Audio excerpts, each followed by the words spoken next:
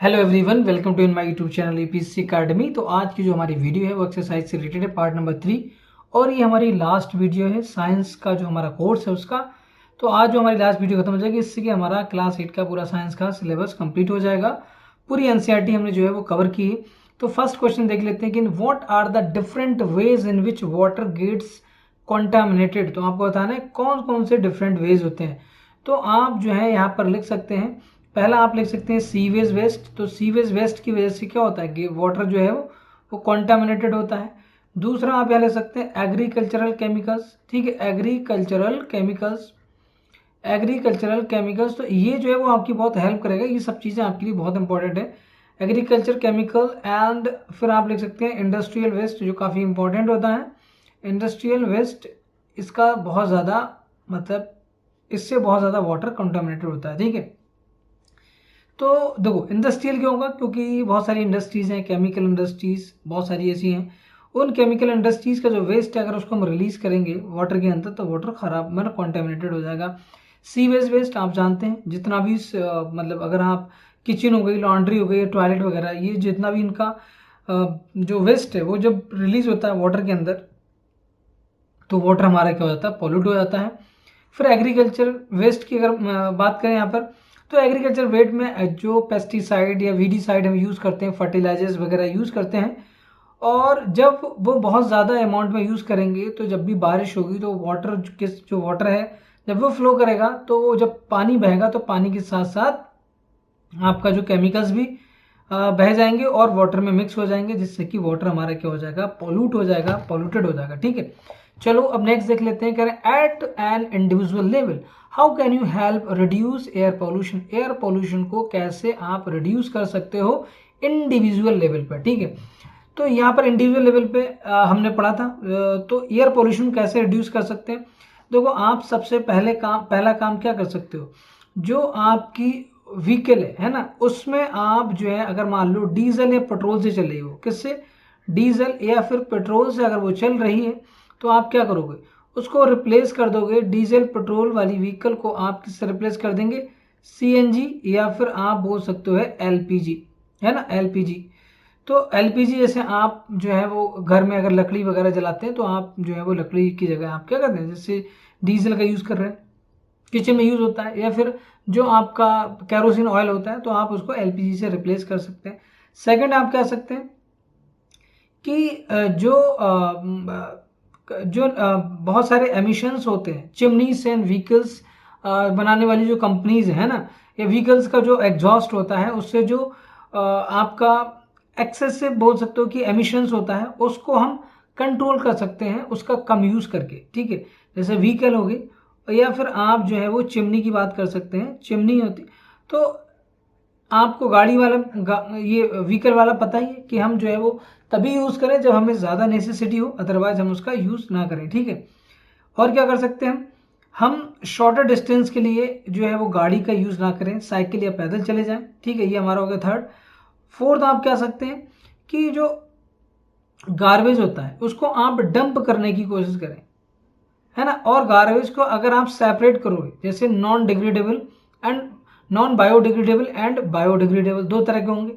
तो बायोडिग्रेडेबल जो है उसको आप डंप कर सकते हो, वो आसानी से क्या हो जाएगा, गल जाएगा, सड़ जाएगा और मिट्टी में मिक्स हो जाएगा। ठीक है, फिफ्थ आप क्या कर सकते हैं कि जो है वो आप ज़्यादा से ज़्यादा को अल्टीमेटली टारगेट क्या है कि एमिशंस कम हो। ठीक है, ऐसा जो जिससे कि एयर को हम जो है वो क्लीन कर पाए, कि ज़्यादा खराब ना हो एयर हमारी, है ना, एयर जो है वो पॉल्यूट ना हो।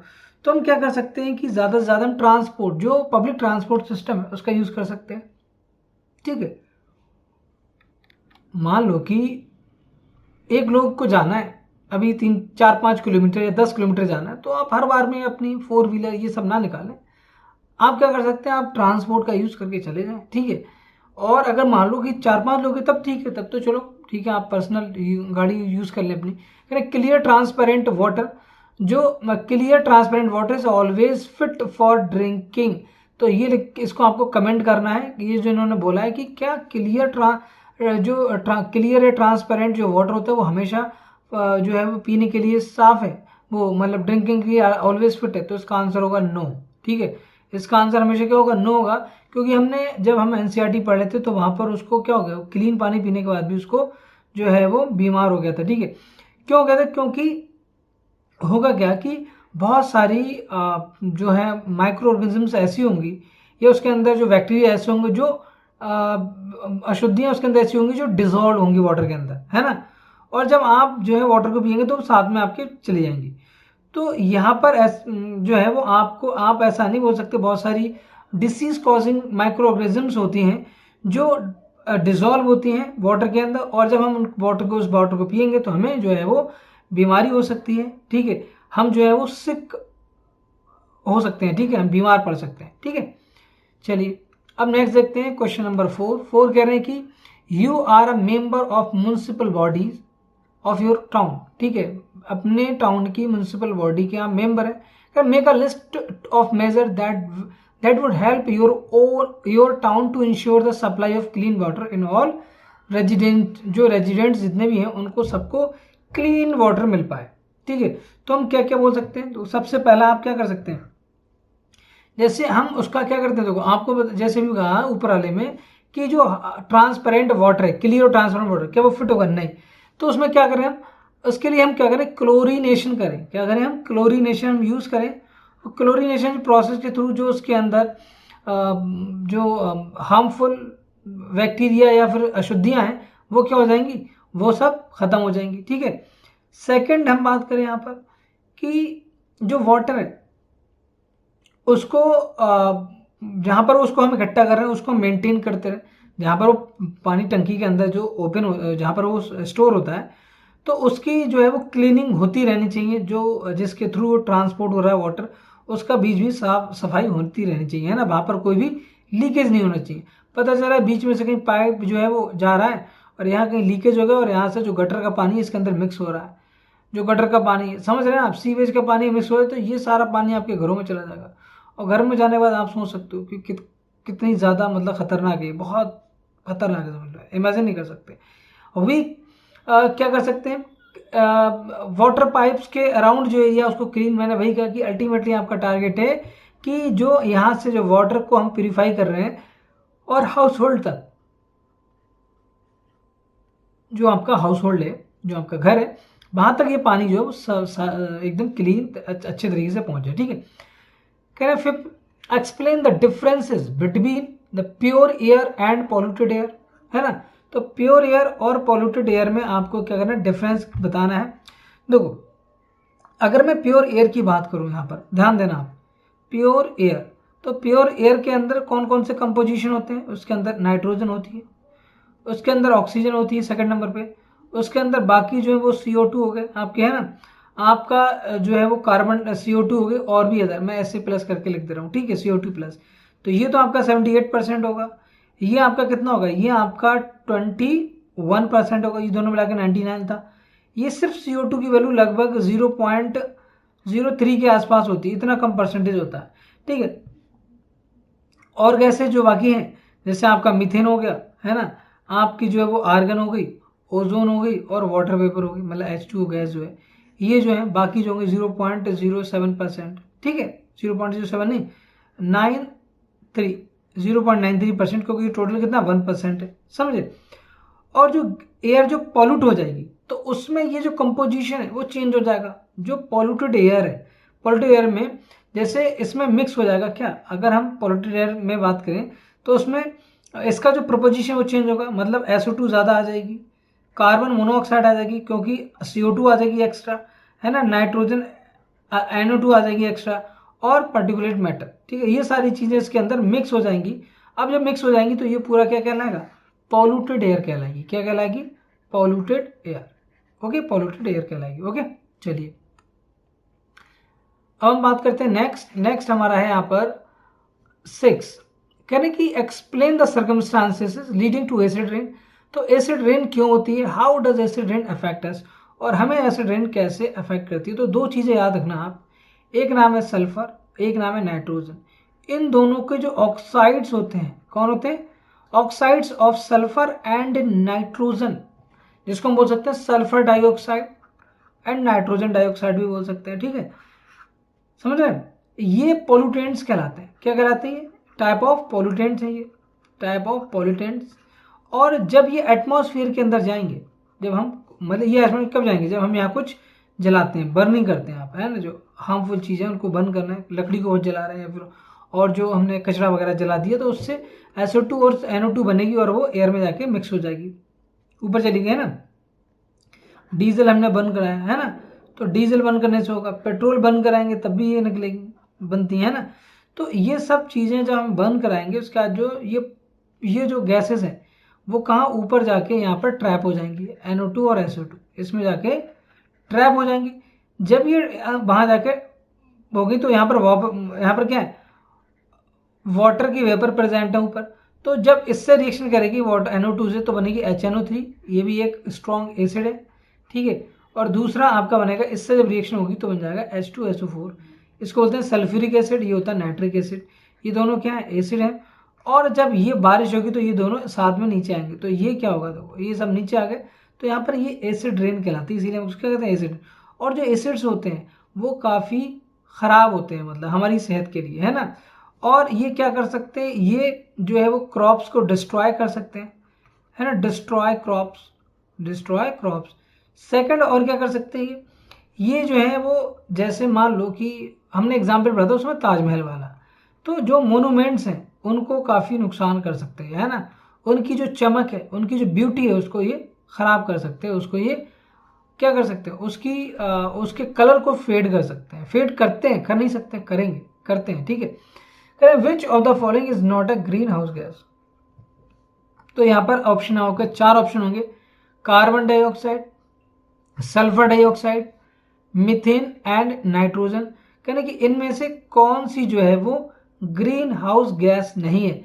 तो हमने पढ़ा था वहां पर green house gas carbon dioxide होती है, सल्फर डाइऑक्साइड होती है, बिल्कुल होती है, मीथेन भी होती है, नाइट्रोजन जो है which is not a green house gas, ठीक है। तो इसका आंसर क्या हो जाएगा? डी हो जाएगा। अब चलो 8 देख लेते हैं। 8 क्वेश्चन कह रहे हैं describe the green house effect in your own word. तो हमें ग्रीन हाउस इफेक्ट को बताना है अपने खुद के जो है वो वर्ड्स में। तो देखो कैसे बताएंगे। फर्स्ट देखें आप, फर्स्ट यहाँ से हम देखें, दो जो ग्रीन हाउस गैस होती है मैं उसको ऐसे लिखूँ, ग्रीन हाउस गैस जो है इसकी वजह से क्या होगा? इसकी वजह से ग्लोबल वार्मिंग होगी। क्या होगी? ग्लोबल वार्मिंग होगी। सेकंड क्या है यहाँ पर? जो हमारी ग्रीन हाउस गैस है उससे क्या होगी? ग्लोबल वार्मिंग होगी। और इससे होगा क्या? ग्लोबल वार्मिंग से होता है टेम्परेचर का इंक्रीज होना। हमने वहाँ पढ़ा था कि अगर 0.5% भी टेम्परेचर बढ़ता है तो जो माइक्रो ऑर्गेनिजम्स है, जो हमारा इन्वायरमेंट है, जो बायोडाइवर्सिटी है, उस पर बहुत फर्क पड़ेगा। 2 डिग्री टेम्परेचर तो मतलब समझ लो कि बहुत खतरनाक हो सकता है, ठीक है, बहुत सारी बीमारियां हो जाएंगी। नहीं, तो जो आपका ग्रीन हाउस गैस जो है उसकी वजह से ग्रीन हाउस इफेक्ट होता है, ग्रीन हाउस इफेक्ट होगा, ठीक। ग्रीन हाउस गैस की वजह से ग्रीन हाउस इफेक्ट होगा। अब देखो जो ग्रीन हाउस, ये क्या ग्रीन हाउस इफेक्ट है? ग्रीन हाउस गैस, जो ग्रीन हाउस इफेक्ट जो ग्रीन हाउस गैस की वजह से होता है, एक ही बात है ना। अब यहाँ बात करते हैं कि जो ग्रीन हाउस गैसेस होती हैं, ग्रीन हाउस गैसेस, ठीक है, इफेक्ट नहीं, गैसेस, इसके अंदर क्या क्या होता है वो आपके अंदर देखो। इसका अभी हमने पढ़ा था कौन कौन सा नहीं, तो मीथेन होगी, ठीक है, यहाँ पर हमारा NO2 होगा, है ना, यहाँ पर हमारा CO2 होगा, यहाँ पर हमारा वाटर वेपर होगा, वाटर वेपर का मतलब H2, वाटर वेपर, ठीक है, और भी आप लिख सकते हैं ETC। तो जब सोलर रेडिएशन जब इस पर पड़ती है क्या होती है? जो ये तो कहीं एटमॉस्फेयर में, मतलब जैसे मान लो ये अर्थ है तो यहाँ कहीं, यहाँ पर बीच में कहीं ट्रैप है, यहाँ पर इस एरिया में। लेकिन सन तो यहाँ पर जब यहाँ से ये सोलर लाइट जब इस पर पड़ रही तो होगा क्या? जब सोलर रेडिएशन इस पर पड़ेगा, अर्थ तक जाता है, तो कुछ रेडिएशंस तो ऐसा है कि एब्जॉर्व कर ली जाएंगी, अर्थ एब्जॉर्व कर लेगी यहाँ पर। और जो बाकी जो रेडिएशन है कुछ इसका पार्ट जो होगा क्या होगा? रिफ्लेक्ट हो जाएगा, होगा नहीं होगा? मैंने बताया था इससे पहले भी। तो ये जब रिफ्लेक्ट हो जाएगा तो ग्रीन हाउस गैसेज जो प्रेजेंट है यहाँ पर, ये वाली जो ग्रीन हाउस गैसेज प्रेजेंट है एटमॉस्फेयर में, वो इन रेडिएशन को ट्रैप कर लेते हैं, पकड़ लेते हैं इन रेडिएशन को, है ना, जिस वजह से ये हॉट रहता है ये वाला। तो ये हमारे सर्वाइवल के लिए बहुत इंपॉर्टेंट है, बट उसकी एक लिमिट है। अगर बहुत टेम्परेचर बढ़ेगा तो बहुत नुकसान हो जाएगा, लेकिन टेम्परेचर कम हो जाएगा तब भी नहीं, जिससे कि ये इस एनवायरनमेंट को क्या करते हैं? वार्म रखते हैं, है ना, गर्म रखते हैं, ठीक है। तो यहाँ पर अगर इसका जो है वो देखो, ये वैसे तो फायदेमंद है, लेकिन जब इसका टेम्परेचर बढ़ेगा तो इससे क्या होगा, हमारा टेम्परेचर अगर बढ़ेगा तो ग्लोबल वार्मिंग होगी, और ग्लोबल वार्मिंग होगी तो हमारे जो जितनी भी बर्फ वगैरह है, आइस, जितनी भी आइस है वो पिघलना स्टार्ट होगी, उससे बहुत सारी ट्रेजेडी हो सकती है, नेचुरल हजार्डस, जो नेचुरल हजार्डस हैं वो क्रिएट हो सकते हैं और हमें बहुत बड़ा नुकसान हो सकता है ना। अब यहाँ देखिए, prepare a brief speech of the global warming that you have, make your own class. तो ग्रीन आपको बताना है ग्लोबल वार्मिंग की, तो आप देखें ऐसे लिख सकते हैं आप कि जो इंक्रीज इन टेम्परेचर बोलेंगे, increase in temperature due to, आप बोल सकते हैं increase in temperature due to green house gases या green house effect. The average temperature of the earth जो है वो क्या हो जाता है, इंक्रीज हो जाता है, और इसी को हम क्या कहते हैं, ग्लोबल वार्मिंग कहते हैं। और ये क्यों बढ़ती है, कंसंट्रेशन ऑफ क्या, increase in concentration of green house gases. अब उनके नाम लिख देना, CO2, methane, CH4, NO2, water vapour, ये सब लिख देना ETC करके, ठीक है, वाटर वेपर ETC ये आप लिख देंगे, क्योंकि ये क्वेश्चन और ये क्वेश्चन लगभग सेम है ना। अब यहाँ होगा क्या कि जो ये गैस है ये जब सोलर रेडिएशन को ट्रैप करती है तो होता क्या है कि आपका जो टेम्परेचर है वो इंक्रीज होता है, और इस टेम्परेचर के इंक्रीज होने की वजह से ही हम उसको क्या कहते हैं, ग्लोबल वार्मिंग कहते हैं, ठीक है, समझ में आया होगा। क्या, describe the threat to the beauty of Taj Mahal. तो मेन थ्रेट एसिड रेन।